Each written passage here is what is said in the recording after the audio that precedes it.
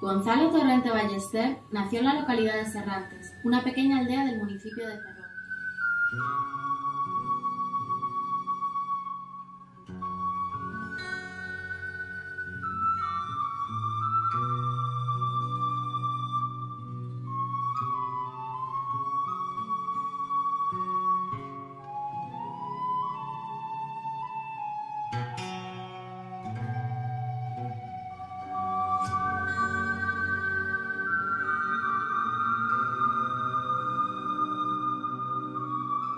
El 13 de junio de 2010 se cumplió el primer centenario de su nacimiento.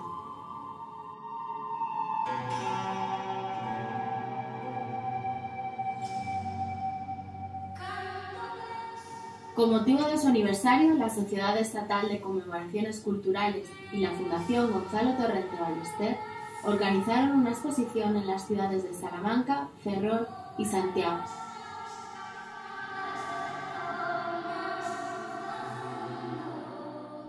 La Fundación Gonzalo Torrente Ballester nace en Santiago de Compostela en 1999.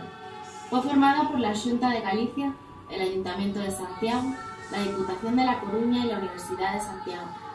La Fundación Gonzalo Torrente Ballester custodia un fondo de 17.000 libros y un archivo personal formado por artículos, cartas, enseres personales, cuadros y distinciones, además de cientos de bobinas y cintas magnetófonas con su voz. Los fines de la Fundación son promover el estudio de la obra de Gonzalo Torrente Ballester y la conservación de su legado cultural. Los mundos de Gonzalo Torrente Ballester, lo que hemos pretendido es no solo reunir las obras, no solo reunir los libros de Gonzalo Torrente Ballester, sino también reflejar un poco sus diferentes mundos, ¿no? Quien vaya a ver la exposición, bueno, pues por supuesto va a encontrar todas las primeras ediciones, va a encontrar manuscritos, pero no queríamos que, digamos, que fuese una exposición recargada en ese sentido, ¿no? Entonces, bueno, pues hay objetos que él utilizaba, pero que siempre están seleccionados y están expuestos en función de las épocas a las que hace referencia, de los libros, bueno, y junto a ello hay los pocos cuadros que él tenía, cuadros de artistas que él admiraba, fotografías que le realizaron, también siendo siempre o buscando siempre la complicidad, ¿no? Nosotros lo que pretendíamos es que en las distintas vitrinas el espectador, si levanta la vista, inmediatamente entienda que lo que hay cerca de las vitrinas está ahí por una razón específica, ¿no? Porque pertenece y está relacionado con el mundo de esos libros o de ese momento.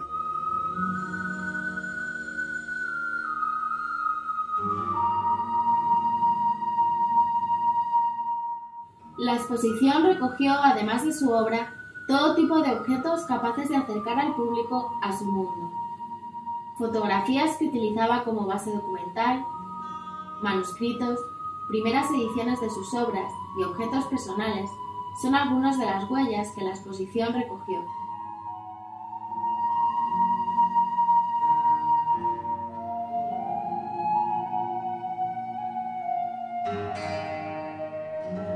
Él contaba siempre que si no hubiese sido por su miopía, mi padre tenía una miopía enorme, pues habría sido marino de guerra. Tenía unas teorías muy graciosas y muy elaboradas muy inteligentemente sobre la ciudad de Ferrol. Sobre la ciudad de Ferrol desde el punto de vista sociológico. Era una ciudad a la que vivió no mucho tiempo. En Ferrol hemos vivido, yo creo que 3 años o una cosa así, cuando era yo muy pequeña.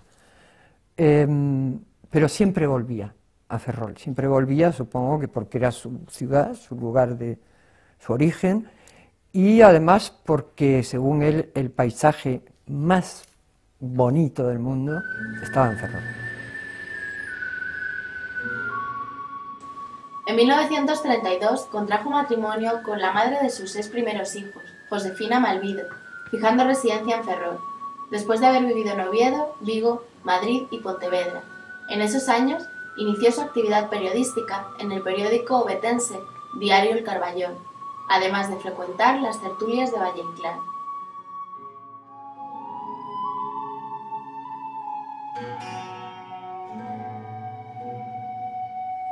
Conocí a Torrente una vez que se vino a Pontevedra, los primeros 60, después de que firmase un manifiesto en Madrid a favor de los represaliados en la huelga de las minas en Asturias. Y lo conocí primero por escrito, porque publicaba una sección en Faro de Vigo que se titulaba A Modo, y tuvo una polémica muy ardorosa con un franciscano de Pontevedra, que a mí me echó prácticamente de la iglesia. Un domingo, que yo debía tener 9 años o así, acababa de hacer la primera comunión y era de las primeras veces que iba a misa solo. Y entonces cuando entré en la iglesia estaba diciendo, Dios habla por mi boca. Hijo, yo me acojoné tanto que salí zumbando, ¿no? Me impresionó mucho. Y entonces Torrente tuvo una polémica con este señor, con este fraile, al que yo no le tenía mucha simpatía, claro, sino más bien mucho temor. Y para mí empezó a convertirse en un personaje pues mítico. Se enfrentaba a un predicador franciscano, que era persona muy significada en Pontevedra. Después él se fue a Nueva York y navegó siempre a Nueva York en un barco en el que yo navegué como marino, pero nunca coincidí con él. Y en el año 66-67 dio una conferencia en Pontevedra titulada Un escritor en Nueva York, en el 67. Y yo estaba en Pontevedra y fui a la conferencia. Se la destrocé porque empezó a hablar del sol en Manhattan. Yo acababa de vivir el verano sangriento en Newark, una revuelta negra de los negros de Newark, y había sido muy, muy duro. Y entonces en el coloquio, el jovenzuelo activo políticamente de entonces, le echó en cara esto, que era muy demagógico y muy oportuno en aquel momento, o inoportuno para él. Y ese fue el primer trato que tuve con él. Después él se enfadó, claro.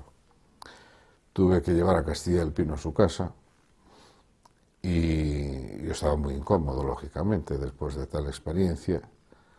Entonces él se levantó, echó mano del primer tomo de Los gozos y las sombras de Alianza, lo firmó y me lo entregó. Y dijo, Alfredo, ya reconciliados. Y a mí aquello fue una lección de generosidad, de inteligencia, de elegancia, de tantas cosas, que a partir de aquel momento pues se selló la amistad que duró hasta el día que se murió. Tras la muerte de su esposa en 1958, en 1960 conoce a María Fernanda Sánchez Guisande de Caamaño, con la que contrae matrimonio ese año.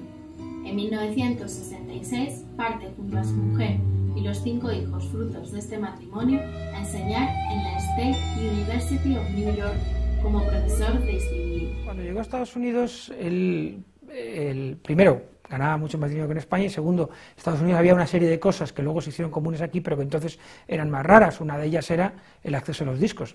Comprar discos era muy barato y había una producción enorme y variadísima, y entonces él se dedicó a comprar y a conocer la música que le llamaba la atención, y pues era un hombre, sobre todo, yo creo que en esa época lo que más hizo fue conocer música clásica de un repertorio muy amplio. Tuvo mucho interés por la música del barroco, ya he mencionado a Monteverdi o a Bach, pero también pues muchísimo de la música más tardía, Beethoven. O sea, pues, allí compró todas las sinfonías de Beethoven, todos los cuartetos, que hoy en día parece un repertorio muy accesible, pero que en los años 60 era muchísimo más difícil de encontrar en España de lo que era en Estados Unidos.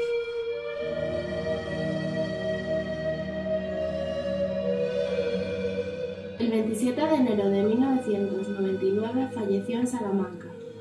Fue enterrado en el cementerio de Serrantes, en una ceremonia donde se pudo oír Negra Sombra, interpretada por Carlos Núñez a la gaita.